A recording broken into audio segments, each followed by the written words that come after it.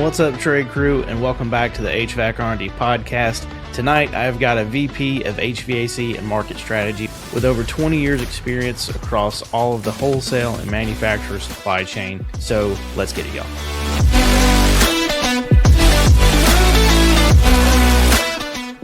What's up, trade crew? Welcome back to the HVAC R&D podcast, the home of the trade crew, the voice of distribution, contractors, and manufacturers. We're rolling into Q2 with some serious momentum, and the show is growing bigger than ever. The HVAC R&D Substack newsletter is officially live. The Ramblin' Rhino column is back in full force with multiple fresh articles dropping every single week, and the newly relaunched resource hub at hvacrnd.com is now going to be your go-to spot for tools, products, partners, and insights built to help you grow in the trades. So if you believe in real conversations from the truck to the boardroom, make sure you like, follow, and subscribe to the show. Don't forget to subscribe to the newsletter so you never miss the conversations, columns, and resources built for the people keeping this industry moving. Big shout out to our Q2 partners making it all happen: Diversitech, LiveSwitch, RLS Rapid Locking System, True Nature Meats Company, Residio, and Mon Hummel. Now lock in, turn it up, and let's get into another great conversation right here on HVAC R&D.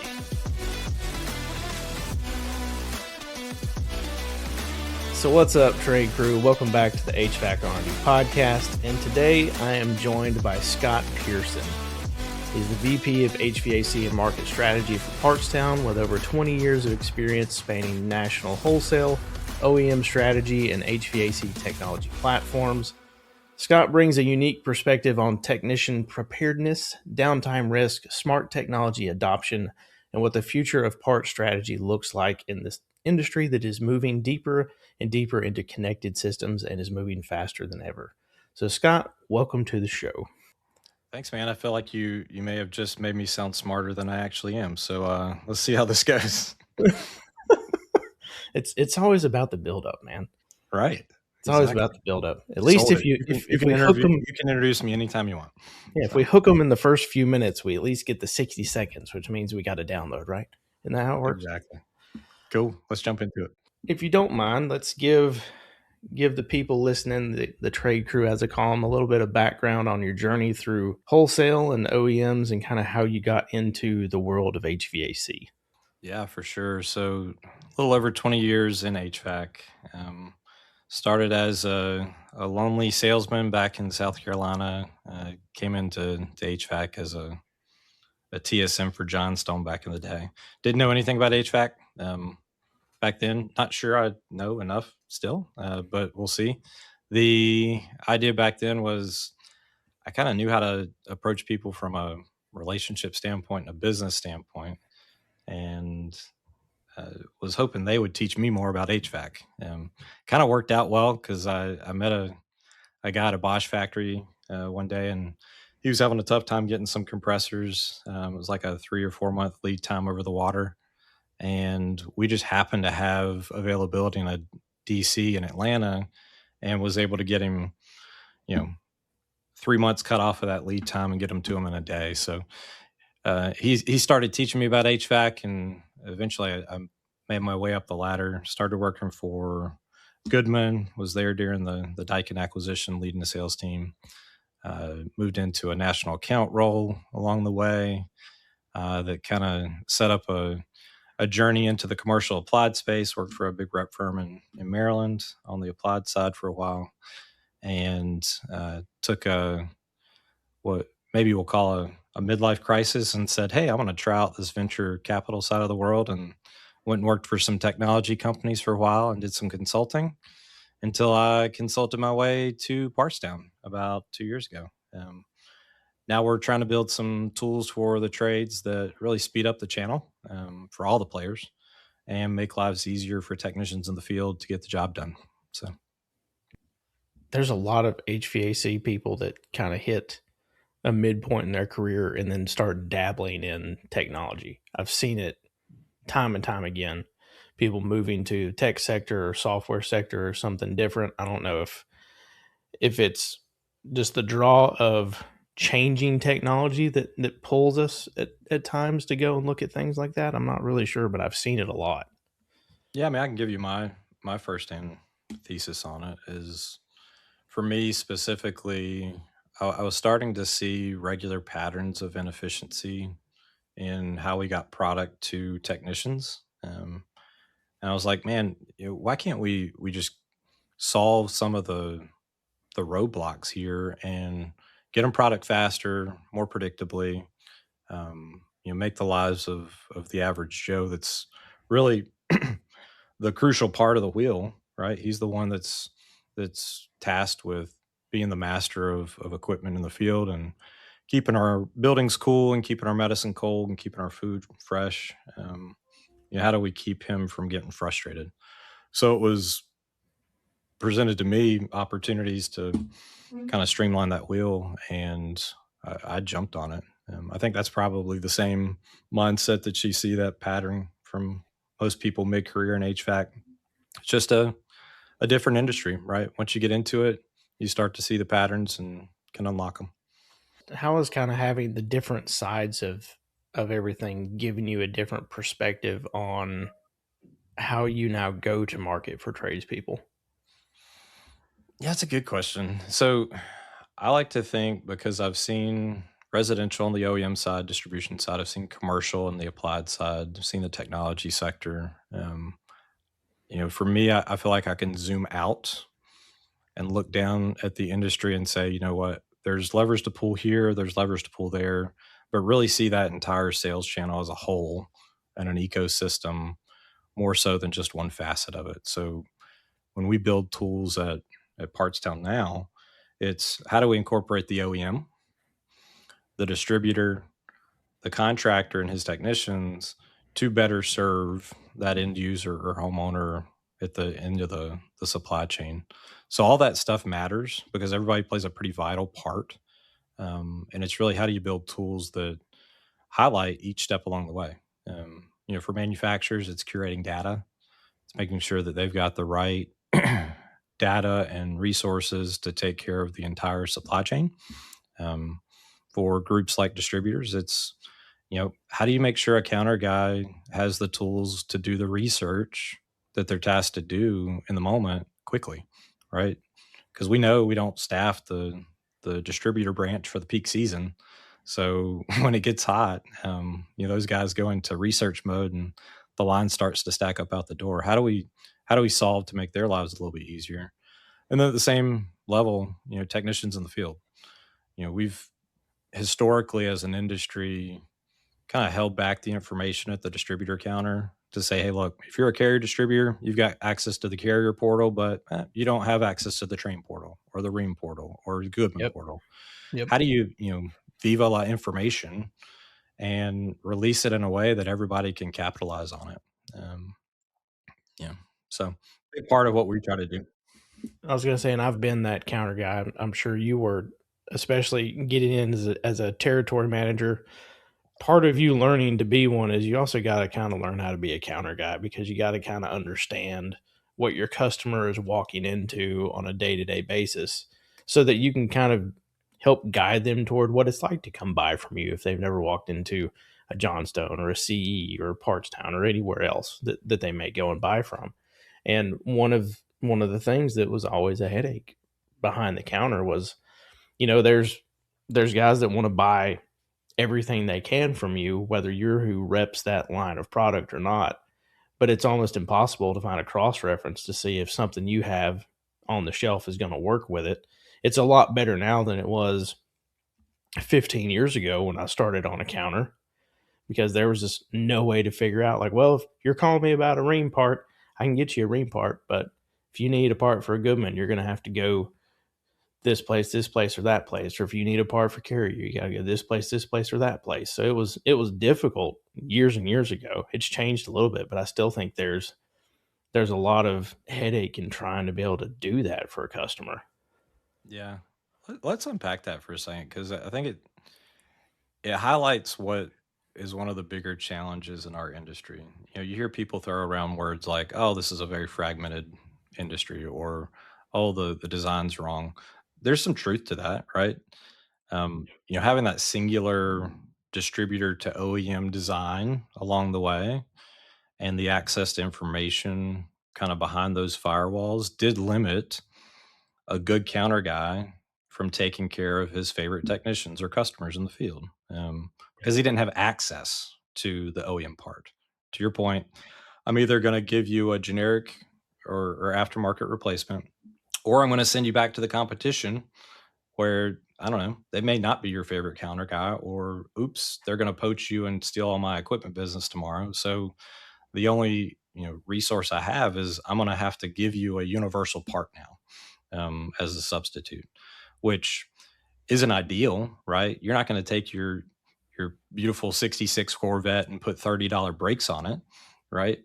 So why would we do that with the most expensive appliance in the trades? Well, the reality is because of access. So I look at cross-reference tools, and I've helped to build one of the best ones in the industry, and they're all great, but they're only about 90% accurate, right? That last 10% delta, that becomes a big deal when the technician's in the field with the wrong part in hand. So from a parts town perspective, we actually said, hey, manufacturers, we don't want to cross-reference your product anymore. We're going to stock with a little bit of redundancy built into our inventory planning, because we want to offer an OEM part 100% of the time. So we built a tool online. If you go to partstown.com, findability is a big deal to us. We want you to be able to say part number, price, and availability in like 3 seconds. If you go to our website and drop in a model number, instead of it bringing back a cross-referenced catalog, it's going to bring you back a specific bill of material to the machine you're looking at. So you've got the full OEM parts list with part number, price, and availability literally at your fingertips. That's huge. And why? Because now you can put the true factory version of the brakes on the Corvette and make sure that it's quality work, right? So quality work, quality parts, but access was the missing link before. And now you've got access with groups like Parts Town and other suppliers that are following suit. One of the things you and I spoke about when we were doing the discovery call, kind of discuss how we were going to approach this show, was, downtime for technicians in peak season. And I think one of those biggest ones is, like you said, it's the inability to get everything you want from the same place and trying to figure out where you can go and get it. In this time of year, what are some things that contractors can start to put in place to try to help limit some of that potential downtime? Yeah, it's really about planning, right? You want to have, well, let's look at this season in particular coming up. Equipment shipments are down. We know consumer confidence is a little down. The economists of our industry are already saying it's going to be a very repair heavy season, right? Which most of the contracting businesses aren't built for such an influx in repairs. So one, make sure you got a solid parts supplier backstopping you as a contractor technician. That may involve more than one, right? So obviously go to your favorite TM or counter guy that you're buying equipment from, and make sure you're having a very good conversation with them about how to plan inventory for the upcoming parts season, because it's going to be more parts than we're used to. Second, have a backup. Have a plan B. No local distributor can stock everything they want to stock. There's just limits on what can be had in an inventory or local warehouse. So look for a national partner that can be a backstop to that distributor. And one, encourage that distributor to do business with that national partner from a backstop standpoint. Two, if they won't, know that you've got opportunity there to do it yourself. I think the reality is have good access to parts this summer, and then findability. It's a big deal to a technician in the field to know what the part number is before he starts the service ticket to get that customer to sign off. He needs information. Make sure you've got access to that information. Is it, a partstown.com? Is it a Blue On? Is it, a Watsco version of access to information like through CE or others? Make sure you've got real-time data to back up what you need from a service ticket standpoint. Those are the two things that I think are really vital coming up. It's all about availability. It's all about information, and making that transaction move forward smoothly. This episode of the HVAC R&D podcast is brought to you by Diversitech, the one-stop source for contractors who want to simplify every job. Whether you're stocking up on install supplies, service parts, thermostats, controls, or digging into the legendary tool line from Hillmore, Diversitech has you covered. They're not just a parts supplier. They help build solutions for HVAC pros, offering pads, condensate management gear, electrical parts, replacement components, premium tools that make installs, service calls, and maintenance faster, cleaner, and more professional. Partnering with Diversitech means fewer trips back to the supply house, more time on the job, and less chance of callbacks because you're using the right gear from the start. If you want to work smarter, stay stocked up, and show up for every job ready, Diversitech is a trade pro's best friend.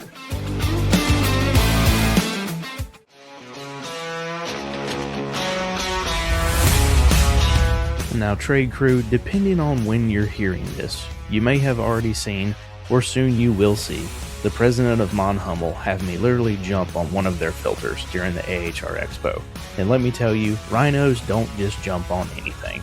The thin line Ultramax frameless HVAC mini pleat filter is built for commercial and industrial applications where medium to high efficiency filtration truly matters. It delivers MERV 13 performance with low pressure drop to help maximize energy savings, plus high dust holding capacity for extended service life. And there's no traditional plastic, metal, or cardboard frame, reducing environmental impact while still delivering serious durability. If it can handle a rhino, it can handle your job site. Learn more through the Mon Hummel link in the HVAC R&D Vendor Hub today. You know, you hit the nail on the head when it talks about this is going to be a very repair-heavy season. I kind of think we're going to have a few seasons that are that way. In some cases, there's still a lot of headache from transitioning refrigerants, but also there for a period of time, so many people were offering new systems on stuff that wasn't even out of warranty yet. So there was this huge push that if it was 7 years or older, let's sell them a replacement. And that was great for selling equipment for a while. But I feel like now we've entered this part of a cycle where we really have more equipment under warranty in the field residentially than we've probably ever had in some cases. And I see that's also making things a bit more parts heavy because people are now not wanting to replace it if it's 7 years old. They're like, no, we can get a part, we'll fix it. So when it comes to parts like that and you guys doing OEM, do you work with any assistance for warranty parts, or does that have to still go straight through, the regular selling distributor? But if they needed help trying to find a part, you might have the part to back up the distributor. Yeah, it's more of the latter of what you just explained. So we absolutely want the local distributor to still be in play. You know, a lot of people think of parts down and they think, oh, big bad wolf. The reality is we want everybody in the channel to succeed. We just want to be an accelerant to that. We don't process warranties today. It's not something that we're interested in, that residential category. Look to us for years 11 on, but more importantly, look to your local distributor to get quality OEM parts for the brands that they represent. And where you buy equipment is probably where you should process warranty. That's our take on it. I think it's a good practice to have a good plan A. That's where you buy your equipment. It's where you buy your refrigerant, your supplies, all that stuff. And if there's a challenge to getting a true, genuine OEM part, then call Parts Town or have your distributor call Parts Town. We're happy to help them too. Again, it's meant to be a look at the ecosystem from OEM all the way to end user, and how do we make sure everything's in a fashion that works optimally. You guys also do more than just HVAC. And I know that's kind of something that you're really working to grow is your HVAC OEM parts. But how did Partstown really get into business, and where did they start, and how did they get to where they are now? Yeah, love telling this story. It's a good news story. So yeah, full on, we do more than HVAC. In fact, as a multi-billion-dollar organization, HVAC is just a small fraction of that at the moment. We came up in food service.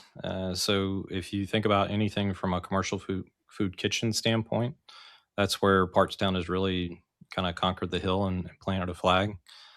A lot of the same playbook comes out of that to apply to HVAC. But if you think over the last, let's just say 14 years, in the food service industry, Partstown, we've been able to really serve up information and work with manufacturers to create supply chain solutions that are about findability, that are about availability, that are about making sure that a commercial food kitchen doesn't necessarily have to worry about downtime. Because if the fryer's out or the oven's out, that means the business is typically down for the day. So think about how that recipe started, and then the natural evolution into HVAC. It's the demand from those type of customers that said, "Hey, look, you've helped us out to make sure our technicians can get all the parts and pieces to keep our kitchen running. But if the rooftop goes out, we're out of business for the day too. Can you support us there as well?" So that, in combination with a handful of other good acquisitions along the way, Partstown now can say that we're not just in food kitchen. We're in HVAC. We're in pretty much anything that has a power source in the home as well through our Encompass brand. So lots of verticals to play in. And really, we do more than just sell parts. We accelerate the supply chain and make sure that people can rely on how to find it, get it, and fix it fast. So Well, and what really pushed you into, more strategy and market development? Was it the fact that you were seeing the holes in the past and you wanted to really kind of help steer a ship to fill those gaps? And that's kind of what got you into where you are now?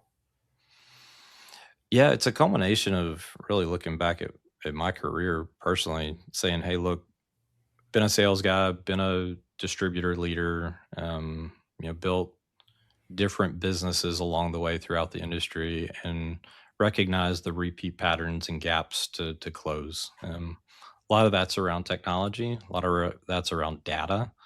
But if you can connect the data to really high technology distribution, and create predictable outcomes, then there's a model there that really serves the industry as a whole. So if you think about the way Partstown is built today, it's about data. It's about generating same day delivery or same day shipping across a national footprint, um, which ultimately is unmatched, right? If you look at our inventory depth, if you look at our speed to get things out the door in a predictable fashion, it becomes something that a contracting business can start to do math around.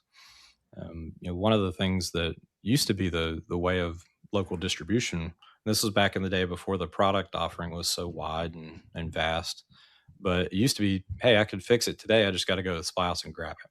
Yep. Well, now over the course of 20 years, this is the 20 years that I can speak to, is you've had 3 refrigerant changes Yep. in 20 years. So we went from R12 to R22 to 410A to A2L. And that's all in like the last 23 years. So most of that equipment from 23 years ago is gone, but there's still some out there. I can tell you, my buddy just texted me this morning. He was like, "My 34-year-old systems just died." As so I said, "Can you please give me a picture of that nameplate?" It Right. was R12. So knowing that, all that equipment still exists in the field. And then over the last 15 years, we've had a real push to get high SEER, high technology, very proprietary driven components into machines. Well, now you've created this like mixed bag of a distributor can't stock to that depth, at No, least they not can't. locally, They can't. right? Not every 1,200 branches in one distributor group's portfolio can do that. Now you can do it through fulfillment centers and that model, right? But you still have to get it to market in a predictable fashion. So what used to be, "Oh, I could probably get it from the distributor today," now is well, for the A movers, I can probably get it today. But for anything else, I got to call you back when I find out. It could be a week, could be 2 weeks, could be, on some of the applied stuff, they got to go make it before they can send it to you. So it's a much different landscape than it used to be. And for me, the idea of having a high touch, predictable model built in, that's a huge benefit to the world that we live in. And I completely agree. I've seen the same thing. I've been in distribution for 16 years. And really, if you take your first 4 out of it, we've actually seen the same thing. You just had a few extra years before your transition started. But, when I got into this, guys were using pistons, then we're using TXVs, now we're using EEVs. So it's not, nothing really changed a whole lot between, the 90s and going back 20, 30 years. We've seen more change in 15 years than you saw the previous 30. Oh yeah. So And it's hard to keep up. it's very hard to keep up. And then as every single, like you said, every single brand is working very hard to have, IP and proprietary information. So it makes it really, really hard to be able to plan around all these different things. And I also think it's starting to take, in some cases, it takes a different level of focus from a technician, because you could see so many different things now in a single day running service than really you ever would before. So having and knowing where to find resources to be able to kind of combat all that stuff is a whole other part of the market now. I couldn't agree more. It's the way that they have to learn now as a technician. You know, hats off to every technician that might be listening to this. The idea that you've got to know more than any other MacGyver would have had to know 30 years ago. It's a real different reality. And for the contractors that have to train technicians, it's almost like the way of learning has to evolve with it. We can't just put down the book and say start on page 1 and read to the end. It's now No. it's more modular learning now, right? You got to know exactly where to go to find an answer for that, 3 sentences in chapter 11 versus, before you could just memorize the whole book. Well, because before they used to, training was based on what you had at the moment right there. And training has got to evolve. And I talked about this some on some previous episodes, but training has got to evolve now to where you're learning about the jobs that are coming as opposed to just the job you have right now, because you have to be in a progressive learning environment. And, my grandmother used to always joke to learn something new every day, but she was not wrong. If there's anything that HVAC and any trade technician can take to heart, is that if we're not learning something new every day, this technology in the market that we're in now is going to go right past us real quick. Yeah. And I mean, comparatively to other trades become simpler Yeah. through long-term consolidation of the players to technologies, et cetera, et cetera. This one continues to grow wider and wider and wider. The idea that the equipment is still, potentially 30 years old in the field, to the regulations that drive technology changes, to the entrance of new manufacturers, entrance of new technology. It's crazy to see where it's going.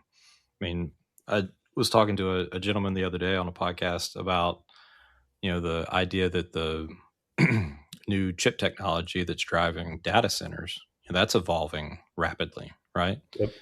Which really makes the heads of, manufacturers and HVAC start to spin, because wait, we were just designing to keep the building cool. Now we don't have to keep it cool anymore. I'm confused. So it really levels the playing field as fast as technology is changing in a lot of other industries that drive this industry. So unpack that one. No, I completely agree with that one, because it goes back to all these different smart systems we're seeing each and every day. So what you may think is what you've got to design for today, tomorrow is going to be potentially completely different. So between field guys and engineers and project managers and everything in between, I think there has to be better communication up and down the channel between all the groups of people, because it's harder to be able to plan for things that are changing without more people communicating about what is or isn't changing.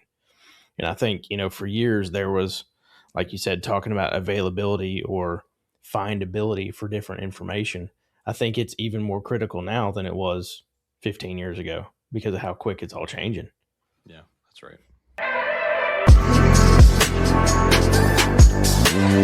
All right, IAQ folks, this one's for the contractors and the trade crew that are looking to level up their indoor air quality installs and make life easier in the process. The new Honeywell Home Whole Home Dehumidifier is a high-performance IAQ system designed with input from HVAC partners like yourselves. The revolutionary tri-directional outlet design with horizontal, vertical, and right-angle options speeds up installation and integrates seamlessly. To learn more about the Honeywell Home Whole Home Dehumidifier, head over to the HVAC R&D Vendor Hub and click the Residio Honeywell Home link for more details.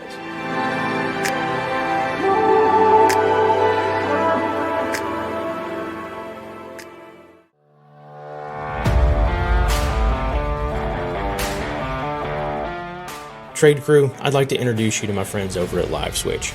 If you haven't heard of them, they're developing a platform specifically for trades contractors and service professionals like yourselves. So picture this. Mrs. Jones calls the office, her furnace is making some kind of strange sound. Normally, you would just have to roll the truck and go see what's going on. But instead, with LiveSwitch, you can jump on a video call right then and there with no app with Mrs. Jones. You can see things from her perspective on a fully functional video call. You can take screenshots, you can record, and you can deliver a different experience that no other contractor is giving their homeowners right now. If you're worried about it working with stuff you're already using, you know what? It integrates perfectly into Jobber, Service Titan, House Call Pro, any of the stuff that you guys are already using. It makes it a seamless transition to add this new tool to your arsenal. Go to hvacrnd.com, visit the vendor hub, set up your LiveSwitch demo today. You can also click the link down in the description below, or you can find the link to the demo in my bio. Thanks everybody for listening to the show. Check out LiveSwitch. I promise you it is an app for you. It gives you an ability to do something completely different for homeowners that no one else is doing right now. You guys won't be disappointed. Go schedule your demo today.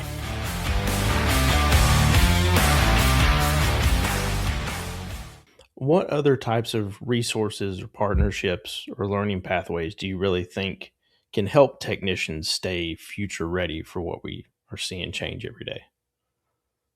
That's a good question. I feel like everybody's taking their own approach to learning today, especially at that contractor level. I love seeing some of the groups that are really investing early in a technician's learning journey and building out platforms within their business or tangential to their business to ensure that you've got long-term success for not just technicians, but also leaders in the business. And I recently came across a group raising goats.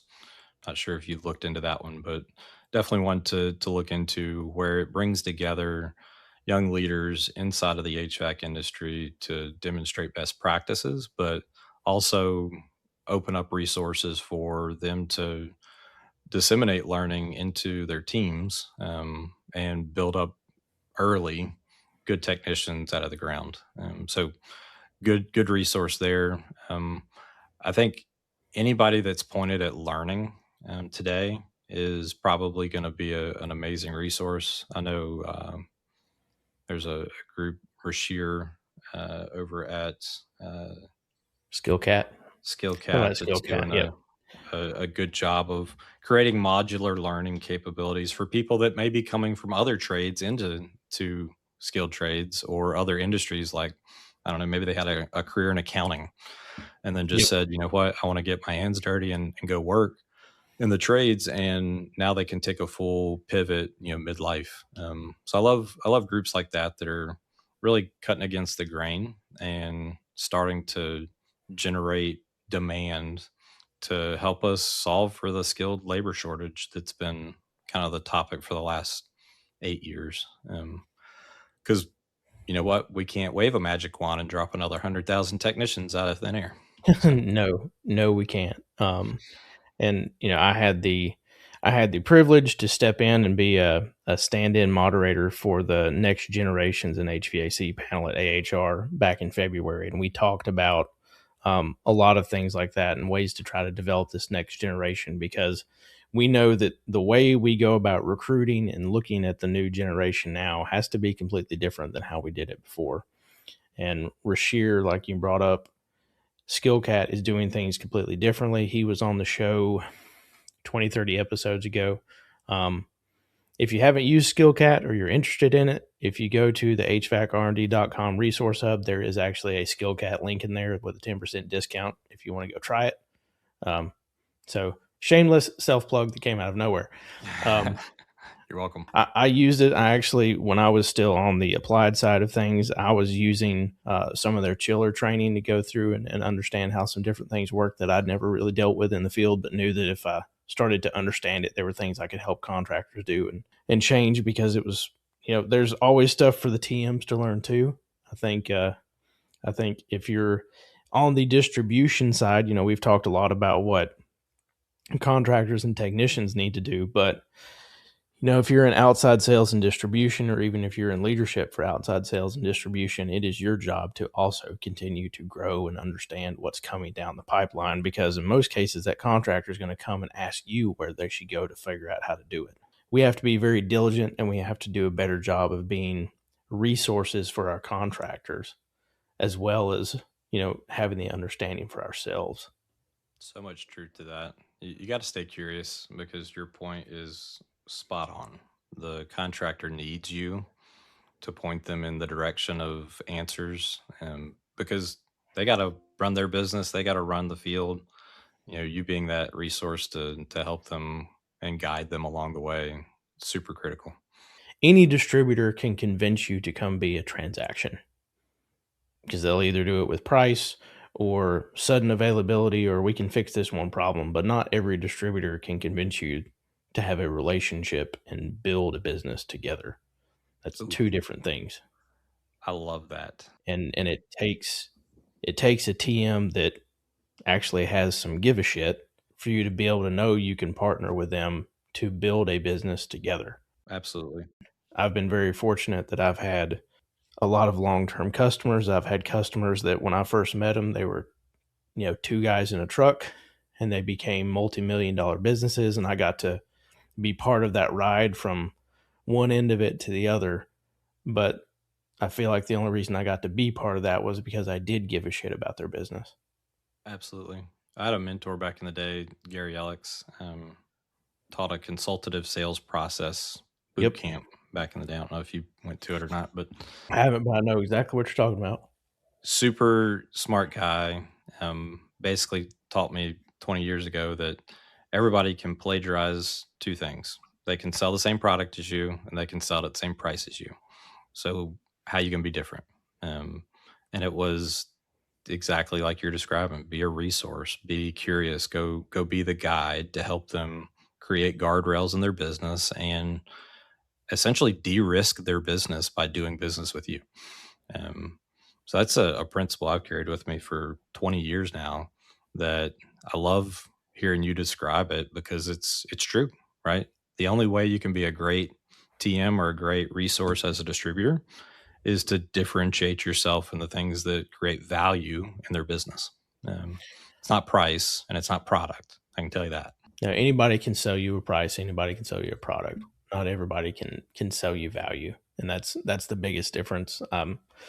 The show that actually goes out today, I had a conversation similar to that, and a lot of the reason that I think a lot of the reason I have that philosophy is, one, because I grew up in a very small part of, or very rural part of North Carolina, in a family HVAC business, and we had a handful of sales reps that would come and see us, but there were a select couple that were different than everybody else. And, those were the guys that in some ways, they were mentors to me when I was very, very young in this industry. Some of them, I wish they were still here, because there's a lot of questions I would have loved to ask them once I became a TM. But, those guys built a relationship with me and with my father. And, they would come over for barbecues, or, the Halloweeny weenie roast, as we used to always call it. We'd have a big cookout at Halloween every year. They were part of almost like an extended family, because you kind of build that friendship relationship because of the closeness you have working together on a day-to-day basis. And, when I got into this, my whole goal was to be the TM that I never had. I wanted to be able to go into a business and add value to them and help them want to grow. And I wanted them to want me to be their friend on top of it too, because I just like people in general. And, and over the years, there's people that it took a long time to get their business. I had people that I called on them for 7 years before they ever committed. But buddy, when they committed, you got all of it just about, because, there's a difference in being the guy that answers the phone between 8 and 5.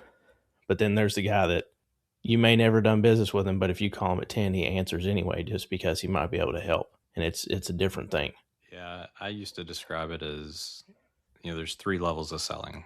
Back in the 60s, 70s, everybody had to be likable to be in sales. If you were a likable guy, you could make it. Then everybody was likable. So then you had to evolve to being like a level 2 salesperson, which means like you knew your product inside and out. You were the expert on the product you were selling. And that was a resource to a customer. But today, I think really a lot of people don't evolve past that second level into what I consider like level 3 selling, which is you got to be a likable guy, an expert in your product, but you also ultimately have to be an expert in your customer's business. Like Yep. you have to know how to run their business as well as they do, so that they can trust you as a resource to not screw it up. In all the years you've spent shaping strategy in the industry, what gives you the most optimism about the future of HVAC? Yeah, I think every industry kind of has its Netflix moment. Netflix didn't reinvent movies; they reinvented access to movies. Yeah. I think we're on the cusp of, there is an evolution over the next probably year to 3 years where access to repair parts or access to supply chain dramatically shifts. I think it's about data. I think it's about consistency and predictability in delivery. And the ones that can lean in on those 2 items will be the leaders of the pack for the trades moving forward. Technicians need to be able to get stuff done. They need to get quality parts in hand to do quality work fast. And those that can support that thought will likely change an entire industry. As we watch consolidation happen, which it's happening, right? The contractor level, at the distributor level, some fun stuff, from OEMs to big players that are coming into the market to really shake things up and change design. The channel will look different, I'm sure, in 5 years, because just like every other industry, consolidation eventually happens. The PE groups come in and change the world. And with that, things look dramatically different on the other side. To me, that is going to be fun, because it's a long overdue need to make things more efficient in this world.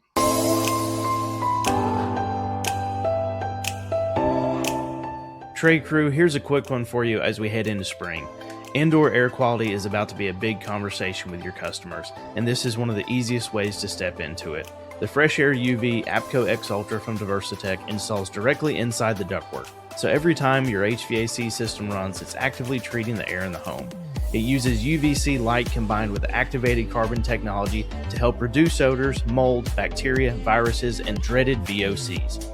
So you're not just moving air anymore, you're helping improve it. And as a bonus, the UVC light also helps keep the coil cleaner, which supports system efficiency over time. Now, from a contractor standpoint, this is a high-value add-on. It solves real homeowner problems like smells and allergies, adds to your ticket, and doesn't add a ton of labor. Plus, it's low maintenance with a 3-year lamp and a built-in indicator that tells the homeowner when it's time to call you back. That's repeat business built in. If you want to learn how to actually turn IAQ into a revenue system, go check out the Ramblin' Rhino column on the HVAC R&D Substack and check out the article titled Beyond the Filter. So remember, Fresh Air UV APCO X Ultra from Diversitech.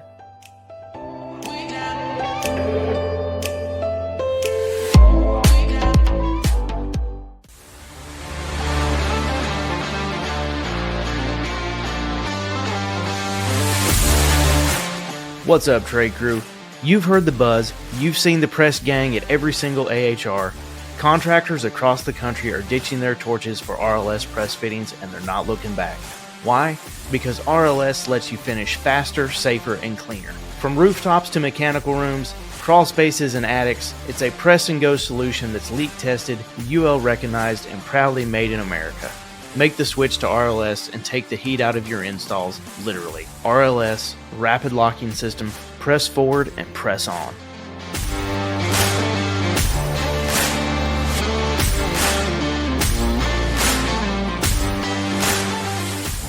And continuing to look at some big picture topics as we start to wound some of this down, for technicians who are wanting to grow beyond the truck one day, what are some career paths that you think they should be paying attention to that can help them develop into the next step?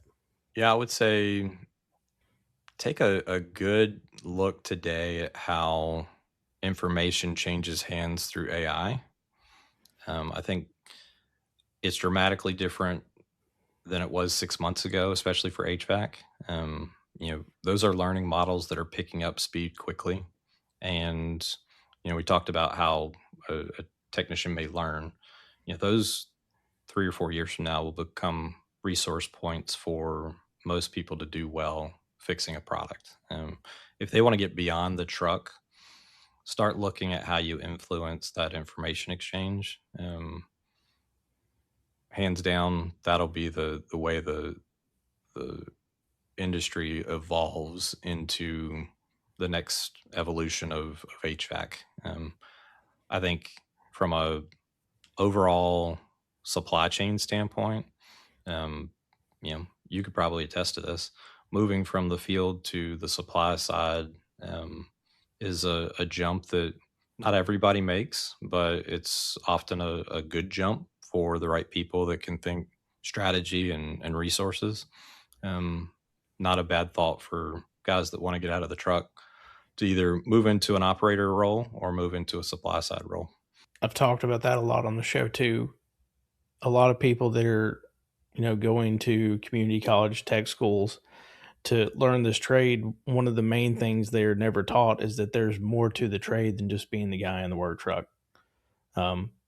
You can go into distribution, you can go into manufacturing, you can go into support businesses for the trade, you can go into marketing for the trade, you can go into accounting for the trade. Lord knows we need people that know how to do the books right, because that can be a major problem. That's half the problem. Half of our contractors don't make it, is they build this great job, but they didn't have the business education behind them to understand what they were and weren't doing wrong with the books, and it'll fall apart. So there's a lot of different ways you can take what you understand about HVAC or electrical, plumbing, any part of the trades, and you can apply it into other industries that specifically support the trades.